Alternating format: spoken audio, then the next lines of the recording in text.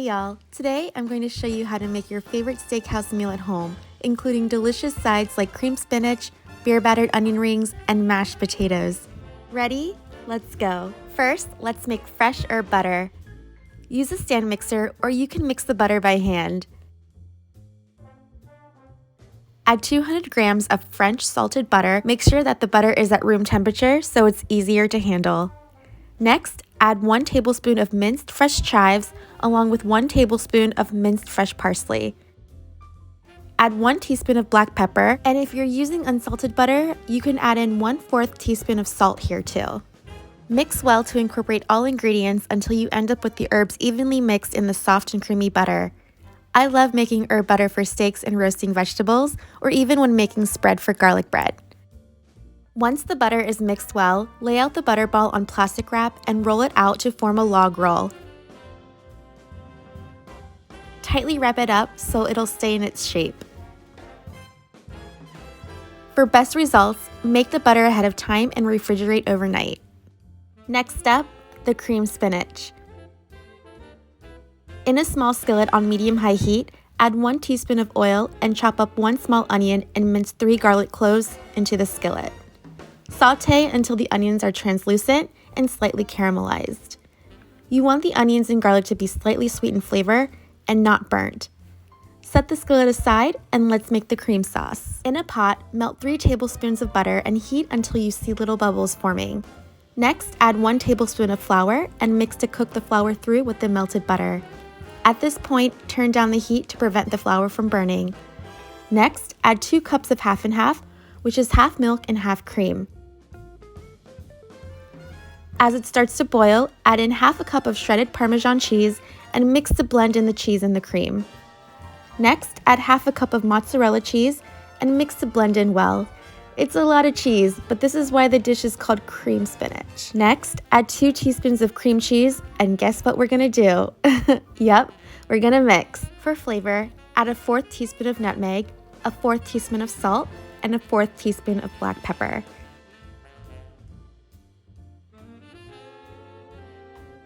Mix everything together and the cream sauce will become thick. Lastly, add in the sauteed onion and garlic mixture along with the 3 cups of chopped spinach and mix through.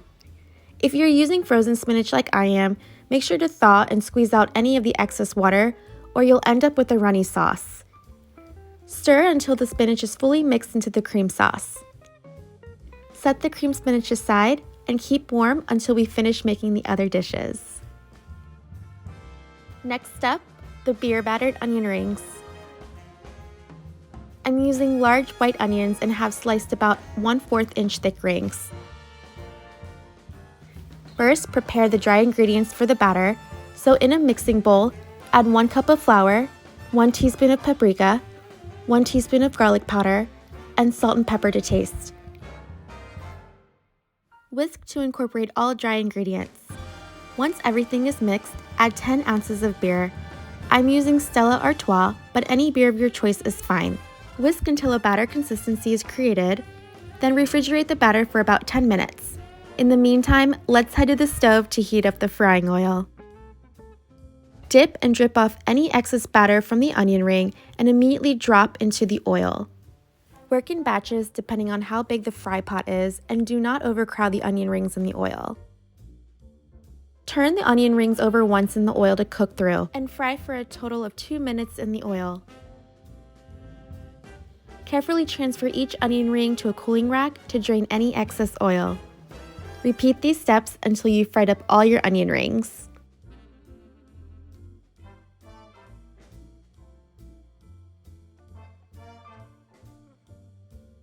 I love how easy these are to make, and they truly look like you ordered them from a bar or a steakhouse. The beer gives a great flavor, but also that fried expansion which gives that best onion to batter ratio in each bite. Set aside and keep warm, and on to our last side dish.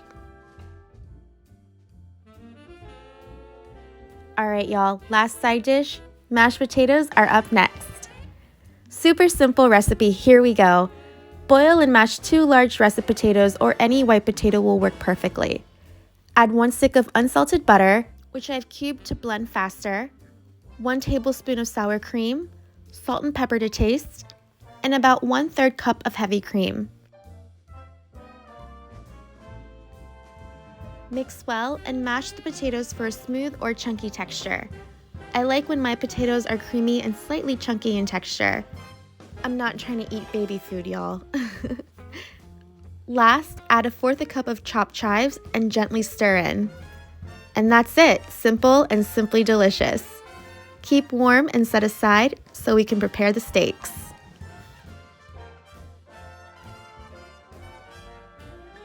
Finally, let's cook up some steaks. Choose your cut of steak that you like. I'm using both ribeye and T-bone steaks today. Before you season, pat both sides of the steak dry using a paper towel. When the steak hits the heat of the pan, it'll produce a nice crust. Season both sides generously with salt and pepper. It may look like too much right now, but base it on the steak thickness. Also, ribeye steaks are already full of flavor, so all I do is salt and pepper. You can certainly add steak rib or other spices, but I love it simple. You'll season both sides, so flip and repeat. Keep the steak at room temperature before cooking. For extra flavor in the skillet, I'm adding the herb butter we prepared earlier, along with crushed garlic, fresh rosemary, and fresh thyme. Off to the stove because we're ready to cook the steak. Preheat oil in a cast iron skillet before adding the steak fillet. Cast iron skillets are the best when preparing steak indoors and without a grill. Turn the steak every 2 minutes and cook for a total of 12 to 14 minutes. Also, I love that sound of sizzling steak. Do you? Reduce the heat to medium-low and add in the herbs, garlic, and garlic butter. Tilt the skillet and pour the juice over the steak. Turn the steak over once and repeat pouring. You'll do this to keep the steak from drying out if you're using a leaner cut of meat. I like my steak medium well, so please don't come at me.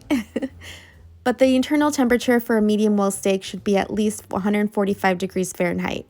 But please cook for your own desired doneness. I'm doing the same for this T-bone steak here. The steaks are done, but make sure to cover with foil and rest for 10 minutes before serving for a nice juicy, tender steak. Time to serve dinner!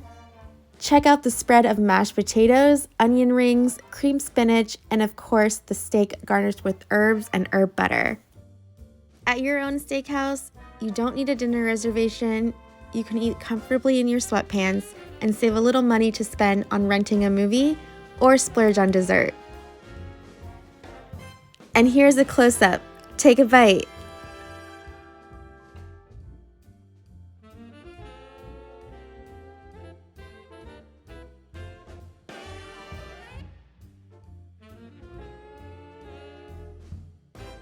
I hope you've enjoyed watching and get to try out these recipes for your next steakhouse-inspired meal. Alright y'all, enough talking. I'm gonna go eat now. Enjoy! Thanks for watching, everyone. And as always, cook with love, live to eat, and enjoy. Until next time, Ayubowan.